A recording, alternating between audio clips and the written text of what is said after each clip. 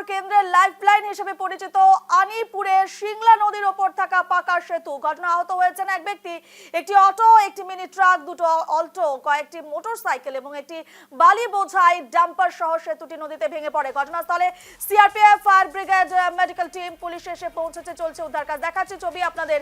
রামকৃষ্ণনগরের সিংলা নদীর ওপরে থাকা পাকা সেতু একেবারে ভেঙে পড়েছে। দেখাচ্ছি সেই ছবি আপনাদের নিউজ লাইভ বাংলায়, দেখতেই পাচ্ছেন। এবং এই ঘটনায় একজন গুরুতর আহত হয়েছে এমনটাই খবর। ভেঙে পড়লো রামকৃষ্ণনগর কেন্দ্রের লাইফলাইন হিসেবে পরিচিত আনিপুরের সিংলা নদীর ওপরে থাকা পাকা সেতু। ঘটনায় আহত হয়েছেন এক ব্যক্তি। একটি অটো, একটি মিনি ট্রাক, দুটো অল্টো, কয়েকটি মোটরসাইকেল এবং একটি বালি বোঝা ডাম্পার সহ সেতুটি নদীতে ভেঙে পড়ে যায়। অর্থাৎ যেমনটাই সন্দেহ করা হচ্ছে, অত্যাধিক বোঝাইয়ের জন্যই কিন্তু এই ব্রিজটি ভেঙে পড়ে। এবং এই ব্রিজের দেখতেই পাচ্ছেন কিভাবে ভেঙে পড়েছে। এই ঘটনায় একজন আহত হয়েছেন।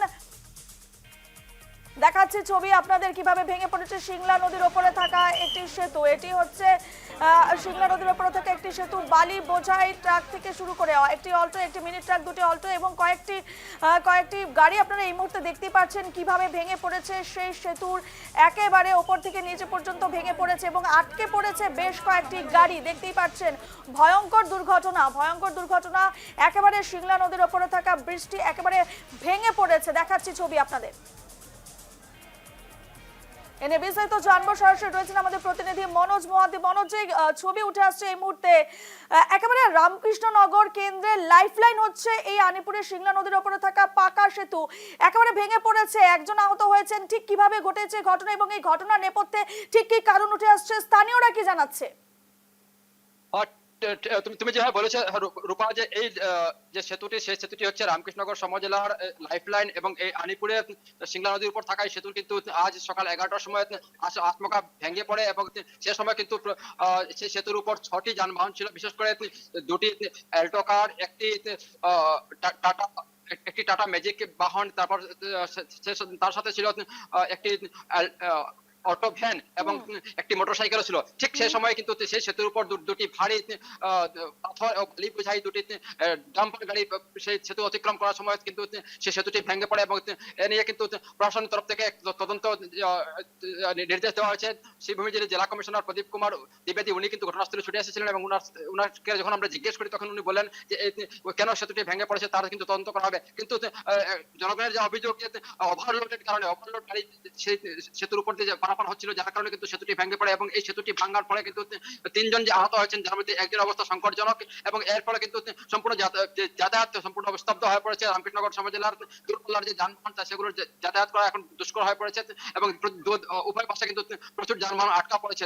যদিও বিকল্প সড়ক রয়েছে, সেই সড়কে ছোট যানবাহন যাতায়াত করতে পারবে, কিন্তু দূরপাল্লার যে যাত্রীবাহী বাস বা বড় বড় যে যানবাহনগুলো সেগুলো কিন্তু যাতায়াত করতে পারছে না। প্রশাসনের তরফ থেকে জানানো হয়েছে যে 2-1 দিনের মধ্যে কিন্তু এখানে ফুটব্রিজ করে দেওয়া হবে, যেহেতু পরীক্ষার মরশুম, পরীক্ষা চলছে।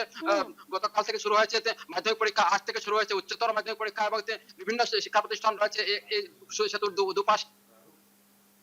একেবারে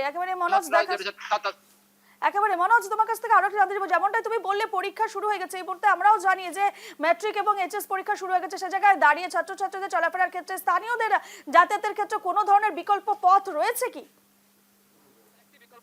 কিন্তু সেই পথটি খুবই সরু, মানে ঘুর পথে যাওয়া, কিন্তু সেই পথটি সরু পথ এবং সেই পথে ছোট যানবাহন শুধুমাত্র চলাচল করতে পারবে। কিন্তু স্থানীয় যারা সেতুর এপার এবং সেতুর ওপারের যারা নাগরিকরা, বিশেষ করে দুটি গ্রাম সেটা কিন্তু সম্পূর্ণ সেই দুটি গ্রামে কিন্তু যাতায়াত সম্পূর্ণ বন্ধ হয়ে যাবে। আবার ঘুর পথে কিন্তু অনেক মানুষকে যাতায়াত করতে হবে, বিশেষ করে রামকৃষ্ণনগর সমজেলার যে বিস্তীর্ণ এলাকা রয়েছে। তোমাকে আরেকটি কথা জানিয়ে রাখতে চাই যে এই যে নদী, এই নদীতে কিন্তু দুর্লভছড়া আরেকটি সেতু রয়েছে, যেটা সেই সেতুটি কিন্তু 1 বছর থেকে বিকল অবস্থায় ছিল এবং সম্প্রতি মুখ্যমন্ত্রী ডক্টর হেমন্ত বিশ্ব শর্মা যখন রামকৃষ্ণনগর সভায় আসেন তখন ওনার নজরে দেওয়ার পর কিন্তু যুদ্ধকালীন তৎপরতার সেই সেতুর নির্মাণ কাজ শুরু করে পূর্ত বিভাগ এবং সেতুর কাজ প্রায় শেষের পথে। এতে কিন্তু মানুষ এক প্রকার আশ্বস্ত হয়ে গেছিলেন যে এখন কিন্তু এই সমজেলার যে মূল যে যাতায়াত উন্নত হবে। এবং কিন্তু দেখা গেছে যে সেই সেতুর কাজ শেষ হতে না হতে কিন্তু আলিপুরের যে অপর যে সেতুটি কিন্তু ভেঙে পড়েছে এবং এতে কিন্তু এক চরম বিপর্যস্ত হয়ে পড়েছে এখানকার মানুষ। আমি একটু দৃশ্য দেখাতে চাই। ইতিমধ্যে কিন্তু যারা এনডিআরএফ বাহিনী এবং দুর্যোগ মোকাবিলার যারা তারা এসে পৌঁছেছে এবং এভাবে ক্রেন আনা হয়েছে এবং যে সব যানবাহন সেতুতে সেই সব যানবাহনগুলোকে এখন চেষ্টা করা হবে এবং সেই সাথে এনডিআরএফ এর নৌকা এখানে আছে এবং নৌকা আপাতত নৌকা দিয়ে কিন্তু যে মানুষকে এপার থেকে ওপারে নেওয়ার যে ব্যবস্থা, সেই ব্যবস্থা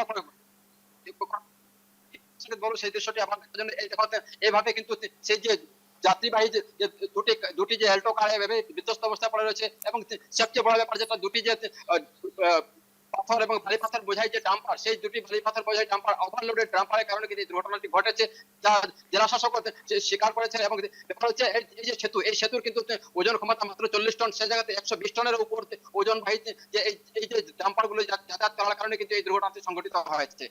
একেবারে আমরা দেখতেই পাচ্ছি, একেবারে তুমি এক্সক্লুসিভ ছবি তুলে ধরছো মনোজ। আমি জানতে চাইবো সেখানে বহু লোকজন উপস্থিত রয়েছেন, তারা এই দুর্ঘটনা নিয়ে কি বলছেন, তারা কি চাইছেন, কি তাদের কি প্রতিক্রিয়া আমরা জানতে চাইবো। নিশ্চয় নিশ্চয় নিশ্চয় আমরা চেষ্টা করবো তাদের কাছে, স্থানীয় যারা আছেন তাদের বক্তব্য। আচ্ছা, এই সেতুর ফলে আপনাদের কেমন সমস্যার সম্মুখীন হতে হবে? অনেক সমস্যা আছে, আমরা এখন পার হইতে আমরা অনেক সমস্যা হবে, গাড়িগুলো তো মানুষ যাতায়াত করার আমরা অসুবিধা হয়ে যাবো, এখন অনেক অসুবিধা হইব। আমরা তাড়াতাড়ি যেগুলো কি বলবেন, কেমন এটা বলবো কি, আর এটা তো অনেক অসুবিধা হবে, মানুষও যাতায়াত, গরু বয়স যাতায়াত সবই প্রবলেম। এই ব্রিজের উপরে মানে সবই যেতে হয়, এইটা তো মহাসড়ক, এটা কোনো গ্রামীণ সড়ক না, এটা অনেক অসুবিধা হবে। ওটা যত তাড়াতাড়ি পারা যায় ওটা ঠিক করার জন্য অনুরোধ করবো সবার কাছে। ধন্যবাদ। দেখা যাচ্ছে এভাবে কিন্তু এটা লাইফ লাইন, এবং এই লাইফ লাইনটি এক প্রকার যোগাযোগ বিচ্ছিন্ন হয়ে পড়েছে গোটা এলাকা। আনিপুর যে সেতুটি ভাঙার পরে কিন্তু রামকৃষ্ণনগর সমর জেলা যে লাইফ লাইন, পুরো গোটা এলাকা কিন্তু একেবারে যোগাযোগ মনোজ, বিচ্ছিন্ন এই হয়ে ব্রিজ পড়েছে। ভেঙে পড়ার ক্ষেত্রে স্থানীয়দের কি বক্তব্য, তারা কি বলছেন, কিসের জন্য এই ধরনের ঘটনা ঘটেছে, যেমনটা আমরা দেখতে নিশ্চয় পাচ্ছি। নিশ্চয় হ্যাঁ, নিশ্চয় নিশ্চয় নিশ্চয়। আচ্ছা, কি মনে করেন এই সেতুটি যে ভেঙে পড়ছে এর কারণ কি হতে পারে? এটার কারণ কি, এটা তো অনেক দিন হয়ে গেছে, আর ওভারলোড থাকার জন্য সেটা হয়েছে, দেখতে পাচ্ছি যে ওভারলোডের কারণে। হ্যাঁ, ওভারলোডের কারণে। সচরাচর কি এভাবে ওভারলোড ট্রাক সেতুর উপর দিয়ে যায়? শতাশতি যায়, কিন্তু এরকম তো কখনো দেখি নাই। এখনো দেখতে পাচ্ছি যে এরকম দুটা তিনটা গাড়ি লোডিং ওভারলোড থাকার কারণে সেটা হয়েছে আমাদের মনে হয়। স্থানীয়দের যা বক্তব্য উঠে আসছে যে ওভারলোড ট্রাকের কারণে কিন্তু একথা প্রশাসন স্তরে বলা হয়েছে যে ওভারলোড ট্রাকের কারণে কিন্তু এই লরির কারণে কিন্তু এই দুর্ঘটনা সংঘটিত হয়েছে। প্রশাসন তরফে ইতিমধ্যে কিন্তু তদন্তের নির্দেশ জারি করা হয়েছে, এবং ঠিক কি কারণে এই দুর্ঘটনা সংঘটিত হয়েছে তা কিন্তু তদন্তের পরে সামনে আসবে। একেবারে মনোজ, তুমি যেমনটা জানালে একজনের অবস্থা গুরুতর, এবং ঠিক কজন আহত হয়েছেন, তাদের অবস্থা এখন ঠিক কেমন রয়েছেন, কি জানতে পারছো এ বিষয়ে? 3 জন আহত হয়েছেন, 3 জনের মধ্যে একজনকে কিন্তু প্রাথমিক চিকিৎসার পর ছেড়ে দেওয়া হয়েছে বলে আমরা সূত্রে জানতে পারছি, এবং দুজনকে অবস্থা খুব গুরুতর, ওদেরকে শিলচর মেডিকেল কলেজ হাসপাতালে স্থানান্তর করা হয়েছে বলে রামকৃষ্ণনগরের যিনি সার্কেল অফিসার সৌভিক দত্ত উনি কিন্তু আমাদেরকে জানিয়েছেন, এবং সেই দুজন এখন তো কিন্তু চিকিৎসাধীন রয়েছেন। তবে দুর্ভাগ্যক্রমে এটা কিন্তু একটা বড় কথা এটাই যে এত বড় দুর্ঘটনা ঘটার পর কিন্তু কোনো হানি হয়নি, সেটাই কিন্তু এলাকার জন্য একটি সুসংবাদ। বেশ বেশ মনোজ, আমরা দেখলাম, তুমি দেখালে ছবি, একেবারে সরাসরি ছবি, সিংলা নদীর উপরে থাকা সেই পাকা সেতু, এটি হচ্ছে রামকৃষ্ণ কেন্দ্রের লাইফলাইন মহাসড়ক যাকে বলা যায়, সে জায়গায় দাঁড়িয়ে এই ব্রিজ ভেঙে পড়ায় সেখানকার মানুষ একেবারে বিরাট সমস্যায় পড়েছেন, বড় সমস্যায় পড়েছেন, কারণ পরীক্ষা আরম্ভ হয়ে গেছে মাধ্যমিক এবং উচ্চ মাধ্যমিকের, এবং পাশাপাশি সেখানকার যারা স্থানীয়রা রয়েছেন তাদের যোগাযোগের একমাত্র মাধ্যম ছিল এই সেতু, সে জায়গায় দাঁড়িয়ে যোগাযোগ বিচ্ছিন্ন হয়ে গেছে বলা যায়। এবং ঠিক পরবর্তী সময় তদন্তে কি তথ্য উঠে আসে সম্পূর্ণ বিষয়, এবং প্রশাসন এরপর ঠিক কি ব্যবস্থা নেয় বিকল্প রাস্তার ক্ষেত্রে, সমস্ত বিষয় আমাদের নজর থাকবে। আপাতত তোমাকে ধন্যবাদ জানাচ্ছি।